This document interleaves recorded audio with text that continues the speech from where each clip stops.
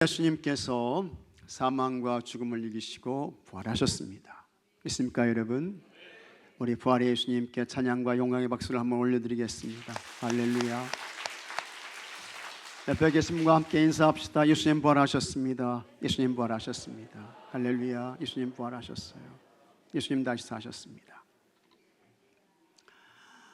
세상을 사랑하는 데 있어서 가장 가까운 사이가 무엇일까요? 아버지와 아들의 관계가 있습니다. 몇 촌입니까? 1촌입니다. 자녀와 어머니의 관계 역시 1촌이죠. 형제와 형제의 관계는 몇 촌입니까? 2촌이에요. 남편과 아내의 관계가 있습니다. 몇 촌입니까? 무촌입니다. 그러나 그 관계는 가장 가까운 사이입니다.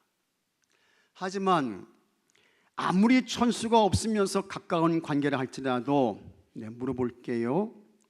남편이 아내의 마음을 알까 몰라요? 모릅니다. 그러면 또 아내가 남편의 마음을 알아야 몰라요? 모릅니다. 모른다고요. 그래서 사실은 가장 가까운 사이지만 동시에 모르는 관계, 헷갈리는 관계입니다. 이렇게 가장 가까운 남편과 아내의 관계도 모르는 관계이며 헷갈리는 관계인데, 여러분, 이 세상에 확실한 것이 무엇이 있습니까? 세상에 확실한 것은 없어요. 모두 불확실합니다. 불분명합니다. 때문에 사람들이 불안에 떱니다. 두려움이 있습니다. 걱정하고 염려하는 것입니다. 1940년 미국의 프랭클린 루스벨트 대통령이 한 경제단체에서 다음과 같이 연설했습니다. 우리의 자유는 빈곤으로부터의 자유, 불안으로부터의 자유, 두려움으로부터의 자유를 선포하지 않으면 안 됩니다. 루스벨트는 이 연설에서 인간을 속박하고 있는 세 가지 악업을 말했습니다. 그것은 빈곤입니다, 불안입니다, 그리고 두려움입니다. 빈곤의 문제를 극복하는 것은 쉽지 않습니다. 아시는 대로 우리나라는 너무 가난했습니다. 일제 36년의 식민 통치를 받았어요. 6.25 한국전쟁으로 나라 전체가 폐허가 되었습니다. 그러나 하나님께서 140년 전에 이 땅에 복음을 주셨습니다. 그 복음으로 이 나라의 어두움이 물러가기 시작했습니다. 하나님께서 우리나라 지켜주셨습니다. 하나님께서 우리나라에 복을 내리셨습니다. 지금은 여러분, 우리나라가 세계 10위권의 아주 강한 나라가 되었습니다. 군사력은요 5위, 6위 이 정도의 힘을 가진 나라가 됐어요. 놀라운 하나님의 은혜입니다. 하나님께 감사하셔야 합니다. 불안과 두려움은 인간이 살아있는 한 피할 수 없는 현실입니다. 각가지의 불안과 두려움이 있습니다. 질병에 대한 불안과 두려움이 있습니다. 각종 사고와 사건에 대한 불안이 있습니다. 두려움이 있잖아요. 또 폭력에 대한 불안과 두려움이 있습니다. 불특정 다수의 내가 기분 나쁘다고, 내가 마음이 안 좋다고 쫓아가가지고 무지막지한 폭력을 행사하고 거기에 희생당하고 이런 사람들이 많잖아요. 경쟁사회에서 실직에 대한 불안과 두려움이 있습니다. 소외에 대한 불안과 두려움이 있습니다. 특히 아이들은 학교나 또래 집단에서 내가 왕따를 당하면 어떡하지? 그와 같은 불안과 두려움도 있는 것입니다. 앞으로 다가올 미래에 대한 불안과 두려움이 있습니다. 불안과 두려움이 아닌 것이 없습니다. 이것은 세상을 사는 인간의 실존입니다. 그런데 이와 같은 것들보다 훨씬 더 큰 불안과 두려움이 있습니다. 그것이 뭡니까? 죽음에 대한 불안과 두려움입니다. 그래서 히브리서 2장 15절에 다음과 같은 말씀이 나와요. 또 죽기를 무서워함으로 평생 매여 종노릇하는 모든 자들을 놓아주려 하십니다. 사람이 뭘 두려워한다고요? 죽기를 무서워하는 거예요. 죽는 것을 두려워하는 것입니다. 죽음에 대한 불안, 죽음에 대한 두려움입니다. 죽음에 대한 공포. 사람은 다 죽음 앞에서 떨어요. 왜 그럴까? 이 죽음은 경험이 되지 않습니다. 세상에 다른 모든 것들은 경험할 수 있습니다. 경험한 것에 대해서는 함께 공유가 가능합니다. 또 같이 대안과 대책도 마련할 수 있습니다. 다른 사람들이 경험했던 지식과 지혜를 통해서 준비할 수도 있어요. 하지만 죽음은 전혀 그렇지 않습니다. 내가 죽음을 경험하는 순간 나는 이미 벌써 이 세상 사람이 아닌 것입니다. 없어요. 끝인 것입니다. 그래서 사람들은 죽음을 두려워합니다. 무서워하죠. 죽음 후에 어떻게 될까? 죽음 후에는 무엇이 나를 기다리고 있나? 불안합니다. 두려운 것입니다. 그리고 지금까지 인류 역사에서 이와 같은 죽음의 문제를 수많은 사람들이 말하긴 했지만 해결한 사람은 단 한 사람도 없습니다. 그런데 딱 한 분 죽음을 해결하신 분이 있습니다. 인간의 사망을 정복하신 분이 있으세요. 그분이 우리 예수님이신 것을 믿으시기 바랍니다. 하나님께서 죄와 허물로 죽은 인생들을 구원하시기 위해서 한 사람을 보내셨습니다. 그분은 예수님이셨습니다. 예수님은 성령으로 잉태되었습니다. 마리아의 몸을 빌려 이 세상에 오셨습니다. 예수님 우리와 똑같은 사람이셨으나 성령으로 잉태되었기 때문에 그분은 뭐가 없으시다? 죄가 없으신 거예요. 그 예수님께서 구속의 복음을 전하셨습니다. 그리고 마침내 그 예수님께서 십자가에서 죽으시게 되는 것입니다. 그리고 그 예수님을 나의 그리스도 주님으로 믿고 고백하는 사람은 누구든지 죄사함을 받습니다. 구원을 받게 되는 것입니다. 예수님께서 십자가에서 운명하실 때에 마귀는 큰 소리로 웃었을 것입니다. 하하하하 하면서 웃었을 거예요. 예수님의 십자가에서 죽으심으로 이 마귀는 내가 이제 완벽한 승리를 얻었다, 이제는 내 세상이 열렸다 환호했습니다. 그러나 전혀 아니었습니다. 예수님께서 금요일 오후 3시에 십자가에서 운명하셨습니다. 아리마대 사람 요셉이 예수님의 시체를 수습해서 장사해요. 한 번도 써보지 않은 세무덤에 예수님의 시신을 옮겨놓았습니다. 이 아리마대 요셉이요, 수고 많이 했습니다. 애 많이 썼어요. 예수님께서 유대일에 안식일에 토요일이죠, 무덤에 계셨습니다. 병사들이 그 무덤을 굳게 지켰습니다. 그리고 안식 후 첫날이 되었습니다. 막달라 마리아와 다른 마리아가 예수님의 무덤을 찾아갑니다. 그때에 갑자기 그곳에 으르렁 뭐가 일어나요? 지진이 나게 되는 거예요. 큰 지진이 납니다. 그리고 그곳에 천사가 내려오게 됩니다. 이 천사가 무덤을 막고 있던 돌을 굴려내죠. 그리고 그 천사가 그 돌 위에 앉게 되는 것입니다. 그 모습을 보았더니 마치 번개와 같았다고 했습니다. 그리고 천사가 입었던 옷은 눈같이 희었다고 했습니다. 그와 같은 모습을 보고 무덤을 지키고 있던 자들이 무서워서 벌벌 떨었습니다. 다 그냥 얼음이 된 거예요. 꼼짝도 못하고. 4절에 보게 되면 지키던 자들이 그를 무서워하여 떨며 죽은 사람과 같이 되었더라. 말을 못해. 몸을 움직일 수 없어. 죽은 사람처럼 되었다는 것입니다. 그러더니 천사가 여자들에게 말합니다. 무서워하지 말라는 것입니다. 그리고 이렇게 말했습니다. 5절에 십자가에 못 박히신 예수를 너희가 찾는 줄을 내가 아노라. 그가 여기 계시지 않고 그가 말씀하시던 대로 다 같이 하겠습니다. 살아나셨느니라. 살아나셨느니라. 믿으시면 아멘 하시기 바랍니다. 와서 그가 누우셨던 것을 보라. 예수님께서 어떻게 해요? 살아나셨다고 했습니다. 예수님께서 어떻게 해요? 부활하셨다고 했습니다. 살아나시고 부활하신 예수님은 더 이상 이건 무덤에 있지 않다고 했습니다.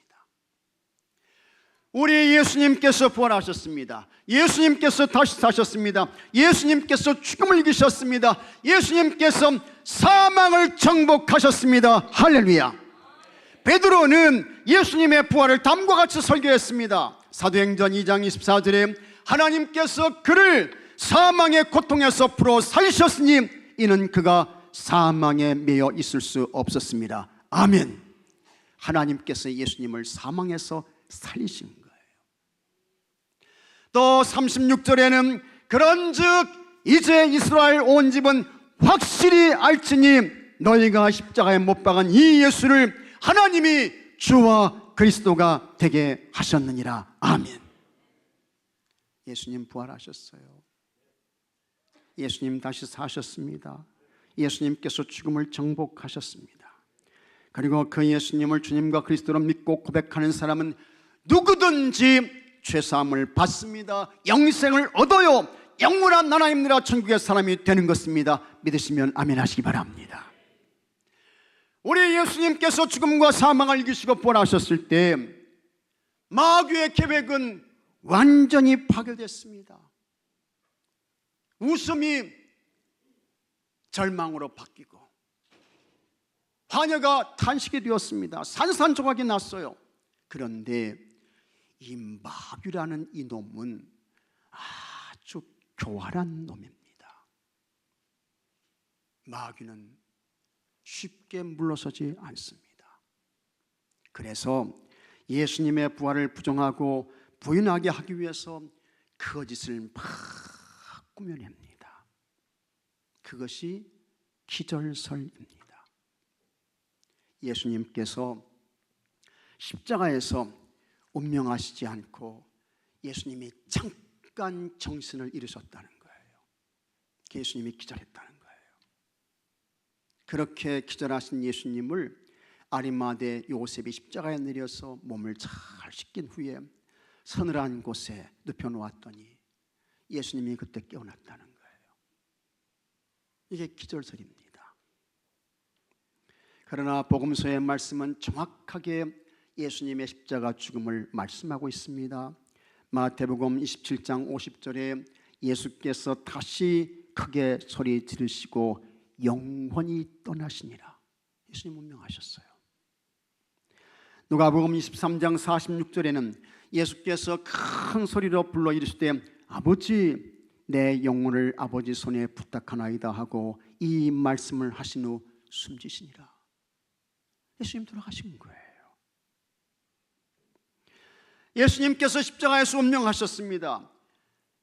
이 잔악한 로마 병사는 예수님의 죽음을 확인하기 위해서 운명하신 예수님의 옆구리를 창으로 푹 찌릅니다. 그때의 예수님 옆구리에서 물과 피가 쏟아져 내렸습니다.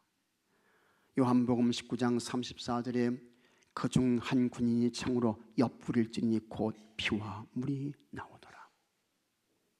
예수님께서 십자가에서 모든 인간의 허물과 죄의 문제를 해결해 주시기 위해서 여러분 거룩한 죽음을 맞으셨습니다. 시체 도난설도 있습니다. 예수님의 제자들이 예수님의 시신을 몰래 무덤에서 꺼내서 훔쳐가서 사람들이 알지 못하는 곳에 감췄다는 거예요. 그리고는 예수님 부활하셨다고, 예수님 부활하셨다고 소문을 냈다는 것입니다. 이것이 과연 사실일까? 전혀 그렇지 않습니다. 예수님께서 십자가에서 운명하실 때 그곳에 있었던 제자는 딱 한 사람밖에 없어요. 누굽니까? 사도 요한밖에는 없었습니다. 나머지 제자들은 다 도망갔어요. 다 없어졌어. 그림자도 없어요. 예수님의 제자들은 십자가 현장에 나타나지 않았습니다. 그런 제자들이 어떻게 운명하신 예수님의 시체를 훔쳐서 사람들이 알지 못하는 것을 감추고 예수님께서 부활하셨다고 소문을 낼 수 있겠습니까?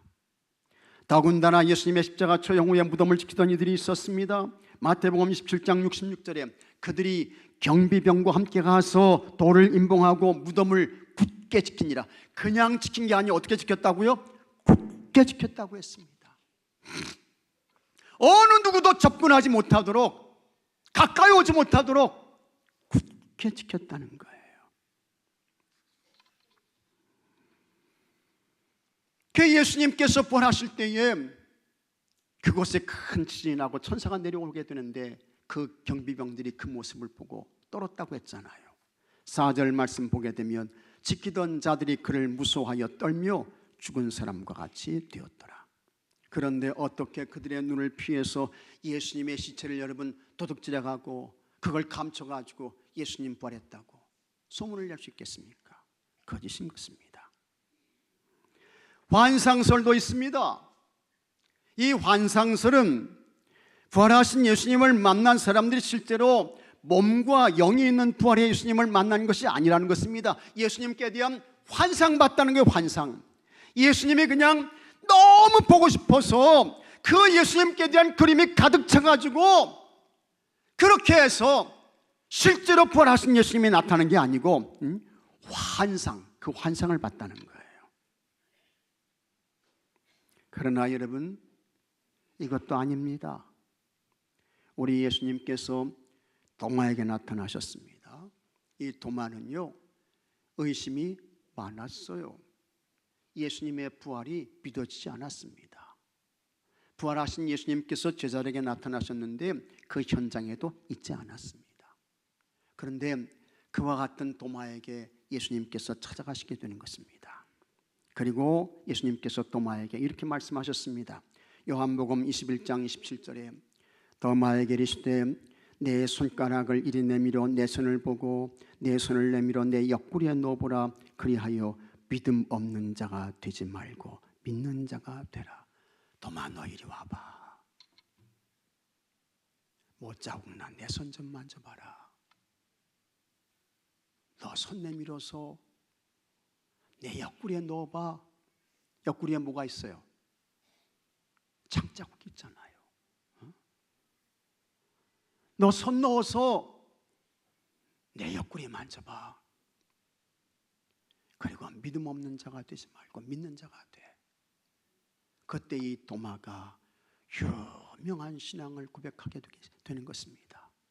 예수님은 같이 하겠습니다. 나의 주님이시여 나의 하나님이시니이다. 믿습니까 여러분? 유명한 신앙을 고백하게 되는 것입니다. 예수님은 나의 주님이시군요. 예수님은 나의 하나님이시네요. 환상은 실체가 아닙니다. 그것처럼 예수님의 부활은 실체가 없는 환상이 절대로 아닙니다. 예수님은 영이 있고 몸이 있는 실체로 부활하신 것을 믿으시기 바랍니다. 타묘설이라는 것도 있습니다. 안식 후 첫날 새벽에 예수님의 몸에 향품을 바르기 위해서 예수님의 무덤을 찾아갔던 여인들이 있습니다. 마가복음 16장 1절에 안식일이 지남에 막달라 마리아와 야고보의 어머니 마리아와 또 살로메가 예수께 바르기 위하여 향품을 사다 두었다가 있습니다. 이 막달라 마리아는 예수님께 엄청난 굉장한 은혜를 입었던 여성입니다. 7 귀신의 지배를 받고 있었어요. 그냥 귀신이 이끌고 귀신이 지배하는 대로 끌려갔던 가장 불행한 인생을 살았던 사람이 막달라 마리아인데, 이 막달라 마리아가 예수님을 만나고 온전한 사람이 되고 강건한 사람이 되고 그래서 예수님을 잘 도와드리는 사람이 되었는데, 이 막달라 마리아가 안식 후 첫날 예수님의 무덤을 찾아가게 되는 것입니다. 그 다음에 야고보의 어머니도 함께 동행했다고 하는데, 이 야고보의 어머니는 누구냐? 이 야고보의 어머니는요, 예수님의 어머니예요. 예수님께는 4명의 육신의 형제들이 있었습니다. 그들이 야고보, 요셉, 시몬, 또 한 사람 누굽니까? 유다예요. 야고보, 요셉, 시몬, 유다. 이게 예수님의 육신의 형제들이에요. 그 다음에 살로메가 나오는데, 이 살로메는 누구냐? 이 살로메는 예수님의 이모인 것입니다. 이들 세 여인이 안식 후 첫날 새벽에 예수님의 무덤을 찾아가게 되는 것입니다. 예수님 몸에 향품을 바르기 위해서. 그런데 이들 세 여인이 예수님의 무덤을 잘못 찾아갔다는 거예요. 아직 새벽 미명 캄캄해서 다른 무덤으로 갔다는 것입니다. 그리고 그 무덤 안을 들여다보았더니 예수님의 시신이 거기 없어요. 무덤이 비어 있습니다. 그래서 그들이 죽었던 예수님이 살아나셨다고 소문을 냈다는 것입니다. 이것도 과연 사실일까? 아닌 것입니다. 막달라 마리아와 어머니 마리아 그리고 살로메가 예수님의 무덤을 찾아간 것은 날이 밝아올 새벽쯤이었습니다. 환하게 날이 곧 밝아오는 것입니다. 그러므로 조금만 기다리면 얼마든지 예수님의 무덤을 정확하게 확인할 수 있습니다. 그리고 예수님의 시신을 두었던 무덤은 아리마대 사람 요셉이 준비한 무덤이었습니다. 이 아리마대 사람 요셉은 공회원이었습니다. 이 공회원은 지금으로 말하면 국회의원 정도의 신분을 가진 사람이에요. 꽤 높은 사람이죠. 그러니 그 당시에 평범한 사람들이 사용하는 무덤과는 규모와 모양이 달랐습니다.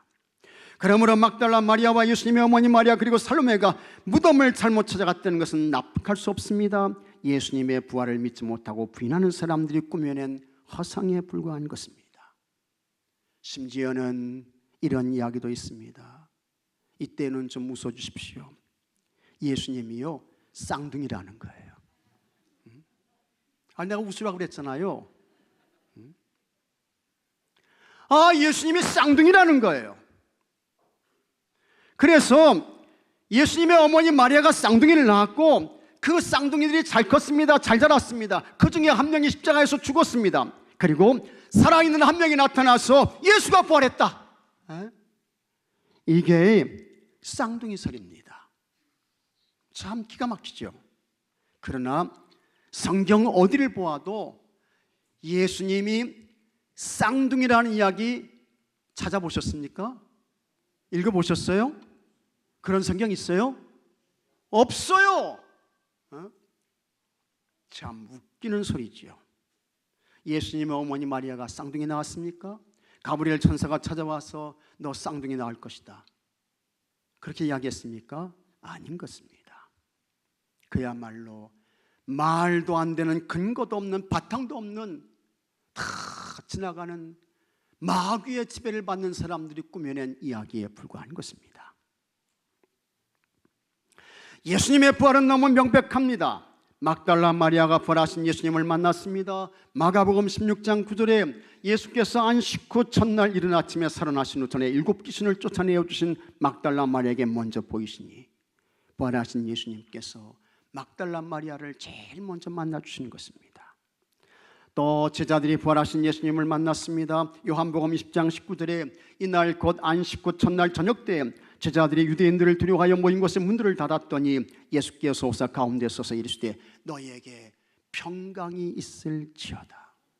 부활하신 예수님께서 저녁에 제자들에게 찾아오세요. 제자들에게 찾아오시는 것입니다. 두렵고 무서워서 다 문을 잠그고 있었습니다. 그때 예수님께서 이 제자들에게 너희들에게 평강이 있을지어다 말씀하십니다. 오늘 여러분들에게도 부활의 예수님께 주시는 평강이 있게 되기를 주의 이름으로 축복합니다. 그리고는 그들에게 이 손에 못자국 난 것을 보여주십니다. 창에 찔리셨던 옆구리를 보여주세요. 틀림없이 예수님이셨습니다. 제자들이 매우 기뻐했습니다. 엠마오로 내려가던 두 제자에게도 부활하신 예수님께서 나타나셨습니다. 이들은 예수님의 십자가 죽음 위에 절망해서 예루살렘에서 25km, 25리면 얼마 됩니까? 10km예요. 10km. 예루살렘에서 25리 되는 엠마오를 향해 내려가고 있었습니다. 예수님이 이제 죽었으니, 예수님이 돌아가셨으니 이제는 더 이상 기대가 없다, 꿈이 없다, 절망해서 낙심해서 이제 내려가게 되는 것입니다. 그런데 그때에 부활하신 예수님께서 그들과 함께 동행하고 계셨습니다. 두 제자는 눈이 안 열렸어요. 그래서 부활의 예수님께서 함께 하시는 것을 알지 못했습니다. 부활의 예수님께서 그들에게 예수님께 대한 말씀을 풀어주셨습니다. 날이 저물었습니다. 예수님께서 그들과 함께 유아식구에 들어가셨습니다. 부활의 예수님께서 떡을 가지시고 축사를 하십니다. 그리고 함께 나누어서 먹을 때, 그때야 비로소 이 제자들의 눈이 확 열려지게 됩니다. 그리고 함께 하셨던 분이 부활하신 예수님이네 알게 되는 거예요. 그러나 이미 부활하신 예수님은 그곳을 떠나셨습니다. 그들이 말했습니다. 누가복음 24장 32절에 그들이 서로 말하되 우리에게 길에서 우리에게 말씀하시고 우리에게 성경을 풀어주실 때에 우리 속에서 같이 하겠습니다. 마음이 뜨겁지 아니하더냐. 부활하신 예수님께 대한 말씀을 그들에게 알려주실 때에 그들의 마음이 어떻게 해요? 뜨거워졌다는 거예요. 여러분, 오늘 예수님의 부활절을 맞으시고 이 부활절 아침에 하나님 교회에 나오셔서 예배드리시고 부활의 말씀을 듣는 여러분들에게 이 엠마오로 내려갔던 두 제자처럼 마음이 뜨거워지는 은혜가 있게 되기를 바랍니다. 마음 뜨거워져야 돼. 마음 뜨거워져야 돼. 마음이 식으면 안 된다고요. 마음이 식으면 우리의 마음이 차가워지면 안 되는 거예요. 마음 뜨거워지셔야 돼. 마음이 뜨거워진 그들은 부활하신 예수님을 만난 후에 엠마오로 내려갈 수 없었습니다. 방향을 바꾸죠. 다시 예루살렘으로 올라가요. 예수님의 부활을 전하고 증거하는 사명자로 살았습니다. 부활하신 예수님께서 바울도 만나주셨습니다. 바울은 예수님께서 살아계실 때 예수님을 만나지 못했습니다. 그랬던 바울은 교회를 박해합니다.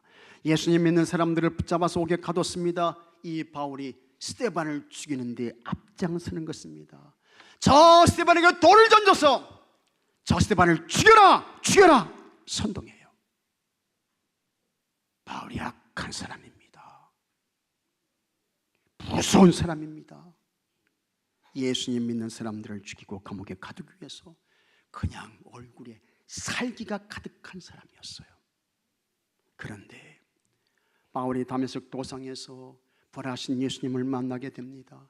갑자기 하늘에서 그냥 강력한 빛이 이 바울을 비추게 됩니다.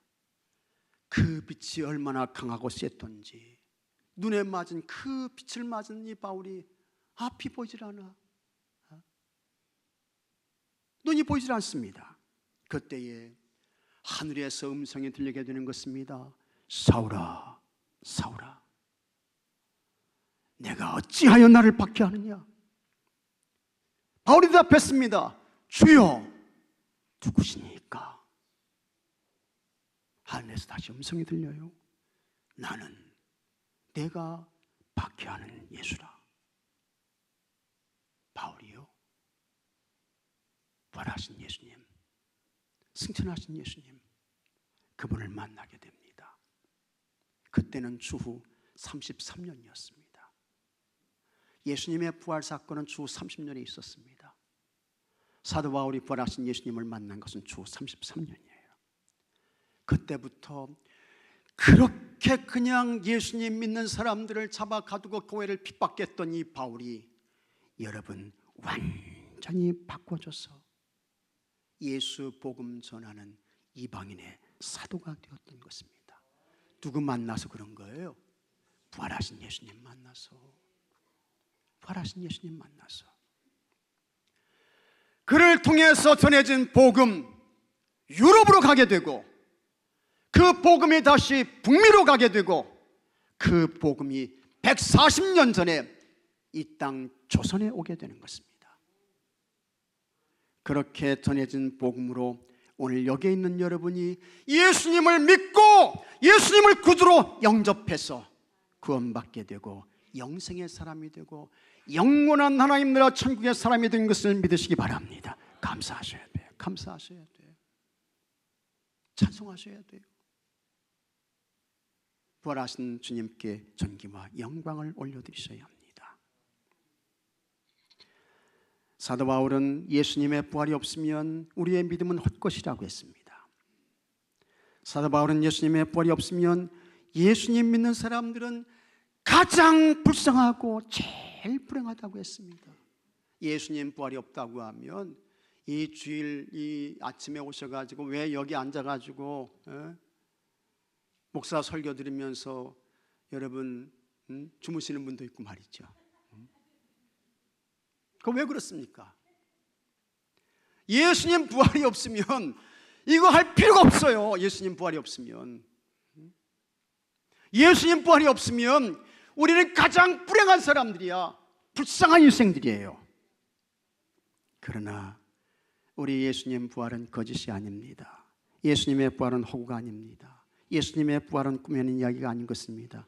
예수님의 부활은 실제인 것입니다. 예수님의 부활은 역사적 사건입니다. 아무리 어떤 거짓말과 속임수로 부정하고 감추려고 해도 감출 수 없는 사실인 것입니다. 믿습니까 여러분? 그 부활이 우리의 인생도 바꿔놓았습니다. 우린 예수님의 사람 되었고 부활하신 예수님 만나서 구원받고 영생의 사람이 되고 하나님 나라 천국의 사람이 된 것입니다. 예수님의 부활이 있기 때문에 우리는 육신의 사람으로 살 수 없습니다. 영의 사람으로 사셔야 합니다. 예수님의 부활이 있기 때문에 우리는 땅의 사람으로 살 수 없습니다. 하늘의 사람으로 살아야 합니다. 예수님의 부활이 있기 때문에 우리는 영벌의 사람으로 살 수 없습니다. 영원한 하나님 나라 천국의 사람으로 살아야 합니다. 그러면서 우리 예수님의 부활은 여러분 부활의 첫 번째 열매인 것입니다. 예수님 안에 있는 우리에게 반드시 부활의 열매가 있게 될 것을 믿으시기 바랍니다. 그러므로 부활의 몸, 하나님 나라 천국에 대한 기대와 소망을 가지고 오늘을 이기고 내일을 이기며 담대하고 당당하게 하늘을 보며 살아가시는 여러분들이 되시기를 바랍니다. 그리고 주님과 교회와 하나님 나라를 위한 어떤 희생과 수고도 아끼지 않기를 바랍니다. 예수님 부활의 거룩한 증인들이 되십시오. 사도 바울이 말씀했습니다. 고린도전서 15장 58절에 그러므로 내 사랑하는 형제들아 견실하며 흔들리지 말며 항상 주의 일에 독심쓰는 자들이 되라. 이는 너희 수고가 주 안에서 헛되지 않은 줄 알미라. 다 같이 기도합시다.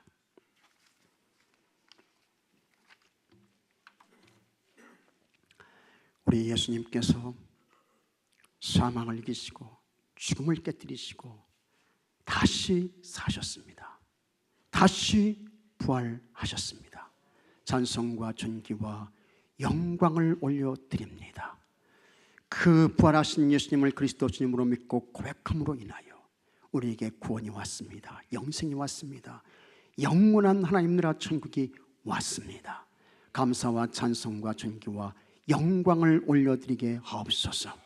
부활의 증인된 삶을 살게 하여 주옵시고 예수님이 부활의 첫 열매가 되셨으니 우리에게도 반드시 부활의 열매가 있게 될 것을 믿고 확신하며 오늘을 이기고 내일을 이기며 기대와 소망으로 사는 모든 주의 성도들 되게 하여 주시옵소서.